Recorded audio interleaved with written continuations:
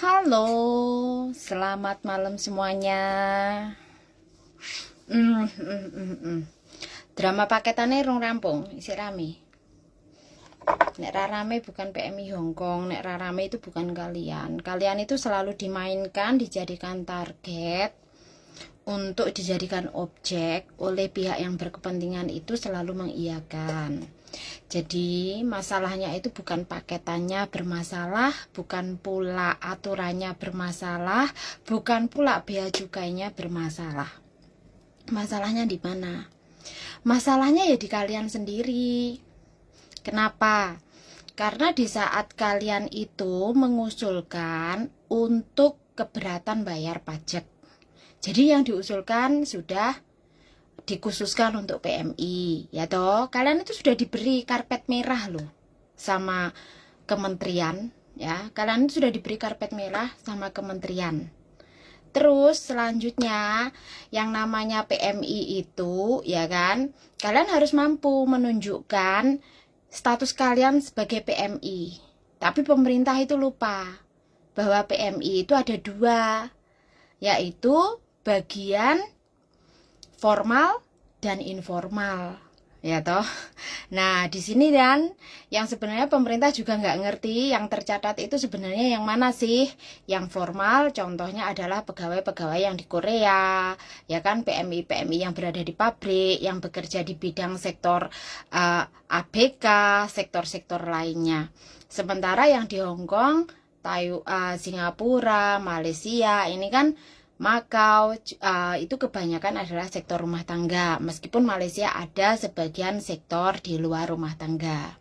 Nah, jadi di sini kan di saat teman-teman buka Cisco PMI, ya, di saat teman-teman buka Cisco PMI di situ kan ada nih pendaftaran atas nama PMI itu dikhususkan bagi Anda yang mandiri atau bagi Anda yang bersifat formal, seperti yang di Jepang. Jadi kemarin ada WA baru saja kemarin dan tadi pagi, Mbak Kontreng,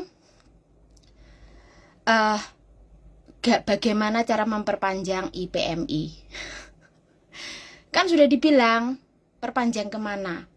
Katakan sampai ya di tahun 2017, di mana KTKLN dinaikkan kembali. KJRI Hongkong sampai live menyatakan bahwa setiap PMI, sekali lagi setiap PMI, entah di Hongkong, Singapura, Malaysia, atau dimanapun, selagi kalian berdokumen, jelas punya paspor, punya kontrak kerja, punya work permit, punya visa, punya majikan, ya kalian itu legal. Dan kalian pasti terdaftar, ya kan? Nggak mungkin kalian nggak terdaftar. Tapi kok nggak bisa Mbak Kontreng dicari di Cisco? Ya kalau nggak bisa dicari di Cisco, Cisco-nya nggak bisa menemukan data Anda. Komplainnya bukan ke Mbak Kontreng, komplainnya bukan ke Bea Cukai, komplainnya bukan ke KJRI, tapi komplainnya ke BP2 PMI. Jadi yang bisa membuka Cisco kalian ini ya BP2 MI, yaitu Pak Benny. Lah ngapain Pak Benny itu ngurusin barang-barang yang ada di gudangnya Bea Cukai. Jadi kalian-kalian ini ikutan share, tapi kalian sendiri nggak mau update peraturan. Di saat disosialisasikan, kalian nggak peduli. Terus kalian ikutan menyalahkan seolah terdolimi. Ya, aneh, ya kan? Nah, pertanyaannya adalah, kan itu paket yudleh kutu-kutuku dewe to Mbak Kontreng duwite. Lah ralehmu tuku dewe leh nukokne tanggamu. Pertanyaannya ralehmu tuku dewe leh nukokne tanggamu. Ya nggak mungkin lah tanggamu nukokne berbaik hati, kecuali majikan bekas punya majikan kamu. Lain lagi, ya kan? Jadi nggak usah ngomong itu uang aku beli, itu pakaian atau barang paketan itu aku beli sendiri. Ya nggak, kamu yang beli sendiri ya malah nggak lucu. Nggak mungkin tetanggamu yang membelikan, nggak mungkin teman-temanmu itu membelikan, kecuali memang memberikan untuk hadiah, ya toh. Ini takjak berpikir secara logis loh ya. Terus kalian ini sekali share, kalian tambahi dengan beberapa caption yang bikin heboh. Tujuanmu apa? Tujuanmu apa? Tujuan kalian bukan justru kalian itu ikut update, ikut pinter, enggak. Tapi tujuan kalian hanya untuk FYP, ben rame. Terus nek wes rame, kalian itu nggak punya solusi sebenarnya. Sama seperti yang dilakukan Pak Benny, sama sebenarnya. Ya, jadi tolonglah ya. Tolonglah berpikir pinter sitik lah rek. Ojo terus-terusan kamu itu memberikan akses untuk mereka memanfaatkan kegaduhan kalian. Yang diuntungkan itu bukan kalian, yang diuntungkan adalah pembuat konten. Ya seperti Miss Yuni, sama. Coba mari kita telaah lagi. Pertama adalah di saat huru-hara BPJS. Jadi kali ini tak ajak lagi flashback ya. Pertama adalah huru-hara BPJS. Kemudian KTKLN. Ya, ingat ya. BPJS, KTKLN. Beliau rame. Berikutnya Pak Benny unjuk gigi, ya kan? Selanjutnya setelah BPJS dan KTKLN, mulailah ke Bea Cukai. Ingat ya, Bea Cukai. Terus akhirnya Kontreng menulis surat terbuka, ya toh? Kontreng menulis surat terbuka dengan mengusulkan bahwa kurang setuju dengan usulan beliau. Karena apa? Karena efeknya itu data teman-teman yang akan diminta pihak ketiga yang ditakutkan disalahgunakan. Tapi kalian nggak peduli. Kalian euforia, ya kan? Kalian euforia menyatakan beliau adalah pahlawan BMI termasuk Miss Yuni. Kalian nggak peduli data kalian dimanfaatkan atau tidak, kalian nggak peduli. Ya, ingat kan? Terus di situ saya juga live waktu itu menyatakan, kalau memang ingin membantu untuk PMI, minimumnya saja dinaikkan ke 500 USD. Kemudian untuk tarif pajaknya dikembalikan ke 7,5. Jadi sebenarnya PMI itu sudah banyak Mbak diuntungkan. Sudah banyak diuntungkan, kalian minta dispesialkan loh ya. Kalian sudah diuntungkan dengan batas minimum 500 USD. Dengan syarat ketentuan berlaku. Lah nek kamu nggak mau dengan syarat ketentuan berlaku, kan ya nggak lucu. Semua negara itu memberikan kebebasan, tapi ada syarat ketentuan berlaku kalau dalam peraturan. Nggak ada ceritanya kue bebas los dol dengan tanpa ada pembatasan dan lain sebagainya. Yo hancur negara seperti itu. Lah kok penak men. Ya. Terus ugal-ugalan. Lah wong saat ini dibatasi saja, kalian itu kirim ugal-ugalan apa meneh ra dibatasi. Balelo sak kontainer kok iseni barang ranggenah. Ya kan? Mari berpikir jernih, mari berpikir kembali, pinter sithik. Stop memberikan akses pada orang-orang yang mau memanfaatkan kegaduhan kalian, kemarahan kalian sing sebenarnya bukan urusan kamu gitu loh. Dan untuk gudang di Semarang itu memang dari dulu ketat. Bea Cukai di bagian Semarang, custom checkpointnya itu ketat dari dulu. Dari tahun 2015 itu mereka sudah mensosialisasikan, sebenarnya banyak yang disosialisasikan melalui media sosial dengan short video dan lain sebagainya. Tapi penerimaan teman-teman adalah menghujat. Itu yang saya lihat. Tapi kalian tidak mencari tahu kenapa mereka mensosialkan itu, ya kan? Menghujat, terus di-share, terus ditambahi caption yang sesuka hati kalian biar heboh, ya kan? Sama seperti halnya peraturan yang kemarin untuk penyelenggara event itu sebenarnya dari 2017 aku tuh udah tahu, cuman nggak tak share. Ya karena tangan-tangan kalian ini loh. Tangan-tangan kalian ini sukanya download video yang memang itu sebenarnya informasi, kalian jadikan bahan untuk kalian jadikan umpan dan kalian dijadikan umpan. Itu yang menjadi masalah. Jadi masalah sampai hari ini, masalah barang paketan, barang kiriman, barang bawaan, mau PMK 96, PMK 141, Permendak itu satu paket. Dari dulu, kalau sudah ada pembaruan dari PMK yang kedua, PMK itu, PMK masalah barang impor, ekspor, bawaan, izin usaha dan lain sebagainya, pasti akan dibarengi dengan Permendak. Itu ada. Ya, itu dari dulu ada. Jadi nggak sekarang saja. Cuma kalian itu tertinggal informasi karena ora butuh. Ya kan, karena kalian nggak butuh, kalian nggak mau tahu. Di saat dikasih tahu, kalian ngelok-ngelok nih wong sing wae ngerti, ya kan? Nah, jadi di situ masalahnya yang mana? Masalahnya awake dhewe, masalahnya PMI iku senengane dilayani, pengene dispesialkan, pengene diservisi, pengene diloloh, pengene iku dituntun nyapa-nyapa. Padahal kamu itu loh punya HP. HP-mu Android, punya internet 5G, terus yo enek Google, kecuali internetmu mati, kamu nggak bisa cari informasi. Nah, sayang toh jane. Tapi ya bagi orang yang bisa mikir bilangnya sayang. Bagi orang yang nggak bisa mikir ngapain aku repot-repot, ya kan? KUHP sajalah. KUHP iki piye? Kasih uang habis perkara. Peh wong di duit modele, ya kan? Karena apa? Kalian membiasakan hal-hal seperti ini, akhirnya ya kalian jadi palaan. Ya sudah, nikmati toh, ya kan? Padahal itu sudah jelas bahwa peraturan tidak ada yang salah dengan peraturan. Yang harusnya kita lakukan, kita mulai membaca peraturan tersebut dengan seksama, memahaminya, belajar bareng, kemudian mari kita ikuti, kawal peraturannya, bukan menjegal aturan yang sedang dijalankan. Tapi kan yang ada dijegal terus, ya kan?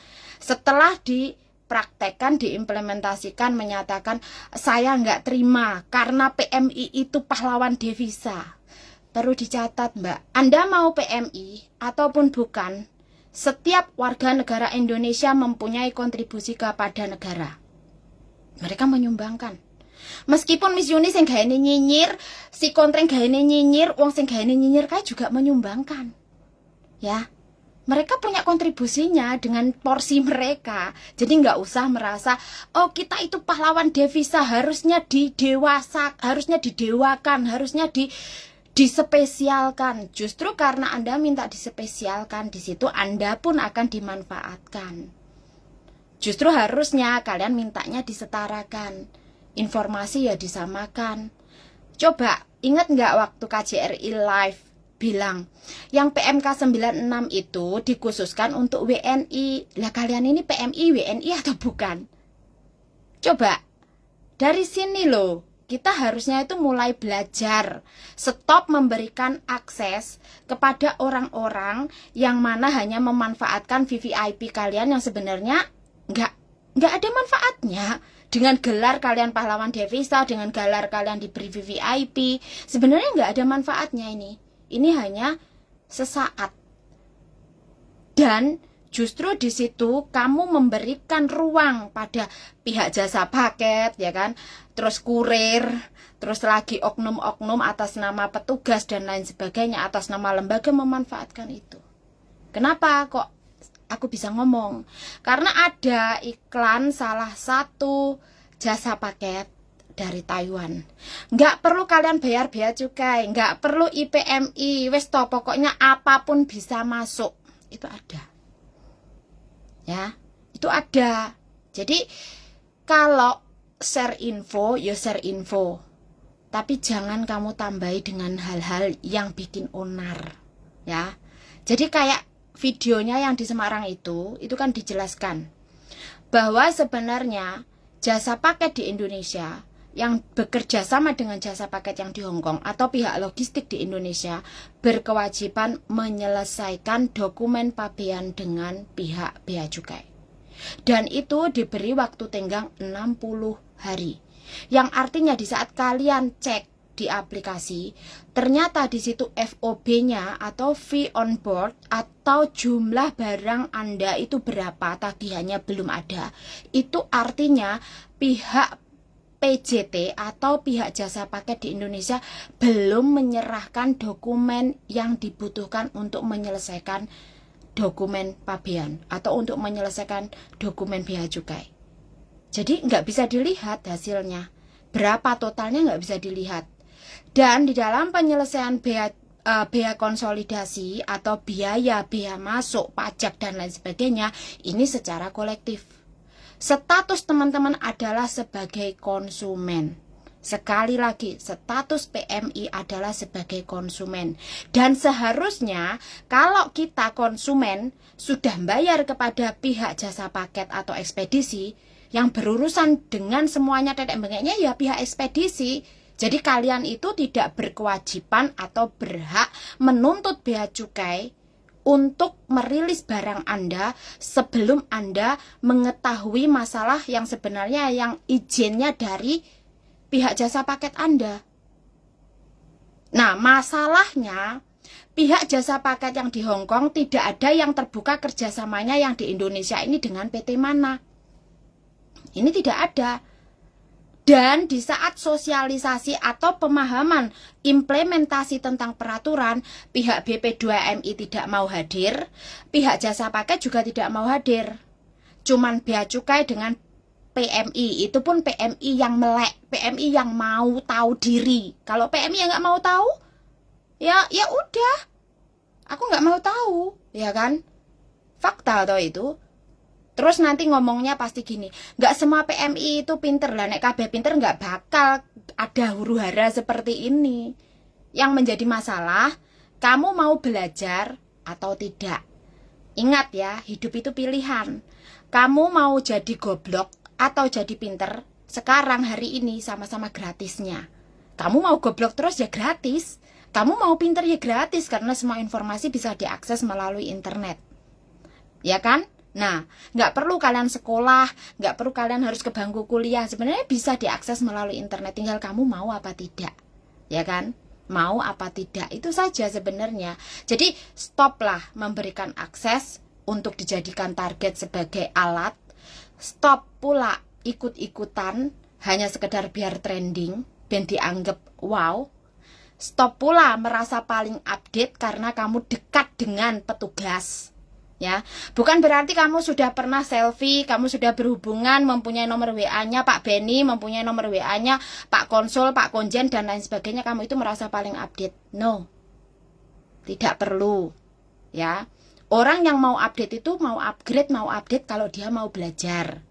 Kalau dia mau belajar, kemudian berdiskusi, menanyakan, ya kan. Tapi kan kalau kalian merasa aku ki wis update, aku oleh info iki teko bea cukai, aku oleh info iki teko si petugas iki, si iki. Kamu sebenarnya nggak mampu, tapi kamu sok tahu. Nah, itu dia, beda. Kalau memang kamu mampu, kamu akan mencari info itu sedetail-detailnya dan mempelajarinya, kemudian menanyakan pada orang yang tepat jika itu memang perlu dipertanyakan.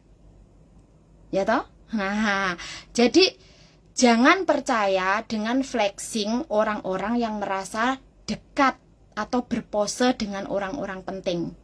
Nggak usah percaya, karena orang yang berpose dengan orang penting itu belum tentu dia itu memang sepenting itu. Belum tentu pula dia memang menguasai lapangan. Belum tentu mereka menguasai materi.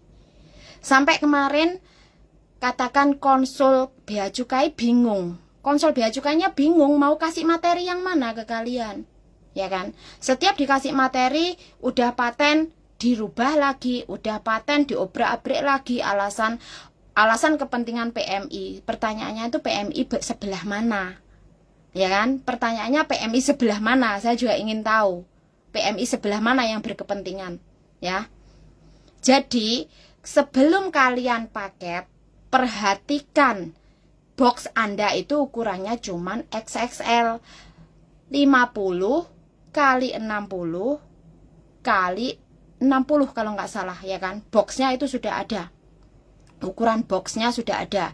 Kemudian isinya juga wajib diperhatikan. 500 USD tidak hanya isinya, tapi 500 USD itu termasuk biaya Anda yang Anda membiayai jasa paket ditambah isi. Jadi itu baru dihitung 500 USD. Ketemunya 500 USD itu di situ. Tidak hanya isinya per item dihitung, tapi juga ditambah dengan biaya dan asuransinya. Itu ditemukannya 500 USD minimum. Kalau ternyata melebihi angka dari 500 USD, maka Anda akan dikenai tarif pajak. Kalau Anda mengirimkan lebih dari 1 box, ya itu sudah melebihi batasan. Secara otomatis Anda akan diberi pilihan. Pilihannya, Anda ini disuruh reekspor atau Anda barang ditegah dan dimusnahkan. Itu sudah ada sebenarnya di dalam PMK 141 maupun PMK 96 itu ada semua, dan PMK sebelumnya itu ada. Dan di saat Anda impor, itu diwajibkan barang kondisi baru. Tidak harus baru, tapi kondisi baru. Masih layak pakai kondisi baru. Kalau bisa ya, kalau memang baru ya baru.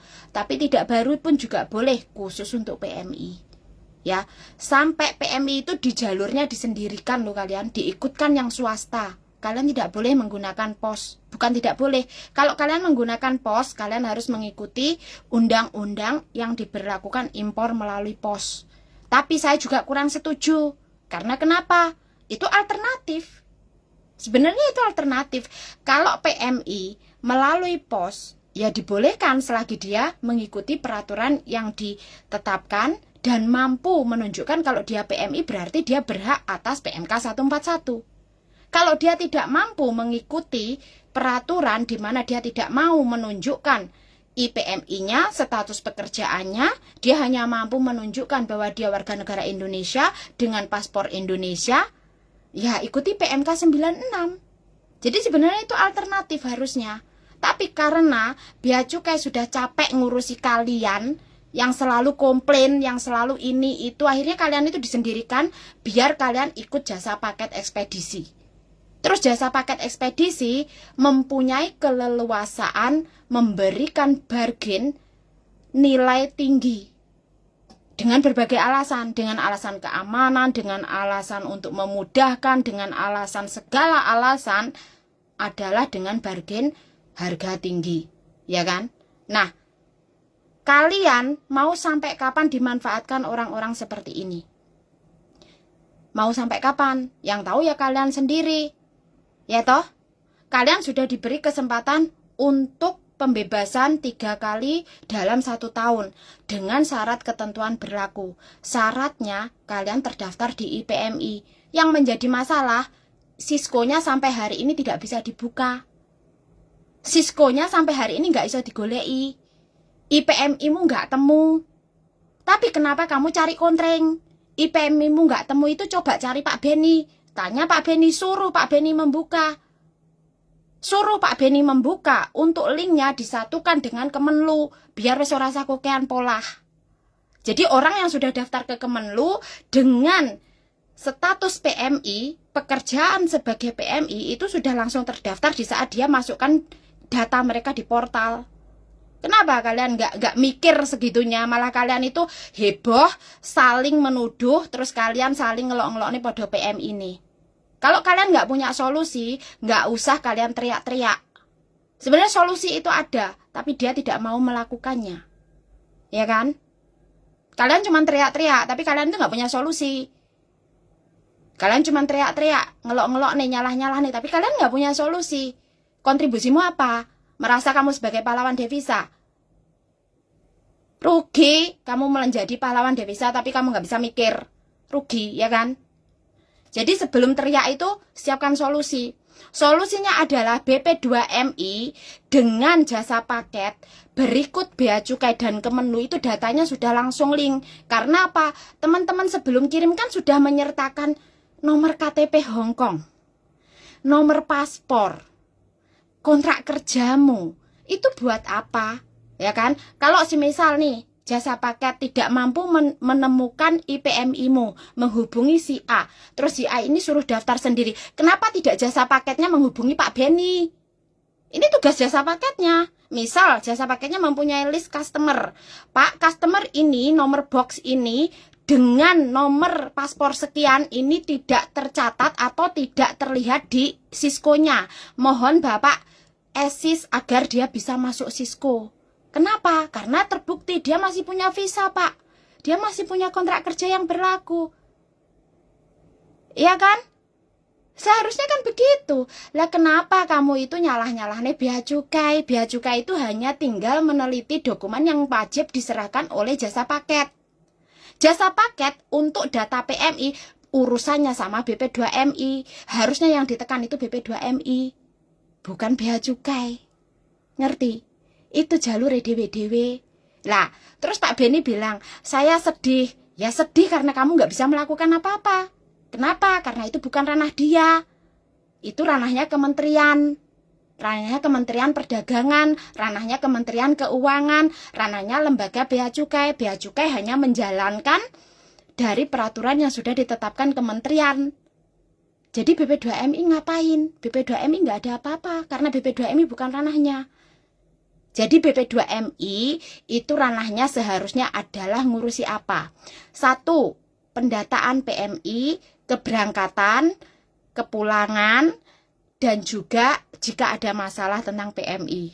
Tapi sejauh ini yang saya lihat, BP2MI hanya fokus ke pemberangkatan. Dia tidak tahu anak ini sukses enggak. Di tengah jalan nanti ada masalah enggak. Kontrak kerjanya sesuai enggak. Dia nggak mau tahu, ya kan? Ini tugasnya BP2MI loh, ya kan? Memastikan websitenya ini masih jalan enggak. Memastikan timnya ini benar-benar bekerja enggak dengan lapangan sesuai enggak. Lapangan yang berhubungan dengan kualitas PMI, berhubungan dengan MOU-nya PMI, perlindungannya PMI. Lah ngapain gue ini ngurusi masalah paketan? Ya kan? Dia malah nggak kerja di fokus di badan, di lembaganya sendiri. Tapi dia ngurusi lembaganya orang lain. Terus kalian ikut-ikutan membenarkan seolah dia memang dia itu pahlawannya PMI. Goblok. Ngerti nggak? Aku sampai beri goblok itu sudah mentok. Goblok. Kalian itu bisa speak up sendiri. Kalian itu bisa ngomong sendiri kalau kalian tahu salahnya di mana. Nyapo, kamu itu harus menitipkan nenggone Pak Beni. Nyapo, kamu harus menitipkan nenggone Miss Yuni. Nyapo, kamu harus nitipnya nenggone Kontring. Ngopo? Untuk apa? Kamu bisa kalau kamu tahu dan kamu itu paham, kamu bisa Mbak angkat bicara. Bahkan kamu akan bisa memberikan solusi. Masalahnya apa? Masalahnya mentalitas warga negara Indonesia kuwi nek wis dicedeki petugas, wis foto karo petugas, wis selfie karo petugas sudah wow. Ya toh? Mentalitasnya itu seperti itu. Terus nanti harus kon ngene, nunduk-nunduk, ngapain? Dapatnya apa sih? Nggak dapat apa-apa kan? Ya. Kenapa? Dulu waktu saya paket masker, ya kan? Paket masker itu jelas. Saya hanya dikasih waktu 60 hari, saya tahu melebihi dari 60 hari saya harus bayar. Jadi sebisa mungkin urusan dokumen saya selesaikan sebelum 60 hari. Itu saya, ya. Ya, betul, jasa paketnya ditutup saja. Jadi, kalian harap belajar sebagai PMI ini sudah 2024 ya. Stop dengan cara kalian si penting viral, stop dengan cara kalian cuman ikut-ikutan, stop dengan cara kalian aku nitip suara. No. Kalian bisa bersuara asal kalian itu tahu prosedurnya. Kalau kalian nggak tahu prosedurnya, ya wis ora usah ngomong, ya kan? Ora usah ngomong. Belajar rose. Nek enek informasi disimak. Bukan berarti informasi itu kasih ke kamu. Informasi, membagi informasi untuk diriku sendiri. Jadi nggak perlu kamu merasa spesial. He, aku koncomu lo. He, aku followermu lo. Terus emangnya kenapa kalau lu follower gue? Nggak ngaruh kali. Koncoku wae nek kamu nggak moco juga tak seneni. Sama. Ya.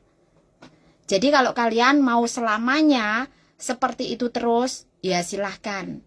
Pertanyaannya, mau tak kasih tahu Pak Beni itu masa jabatannya udah mau berakhir. Terus kamu itu mau ngapain? Nah, kamu mau nitipin ke Pak Beni itu buat apa? Pak Beni itu jabatannya sudah mau berakhir. Jadi udah selesai, nggak ada yang banyak bisa dia lakukan. Terus ini ranahnya juga ranahnya kementerian. Terus mau ke presiden. Presiden lagi kemarin juga sudah menggunakan atas nama presiden menyatakan bahwa seharusnya sudah dijalankan dan lain sebagainya, tapi belum disahkan.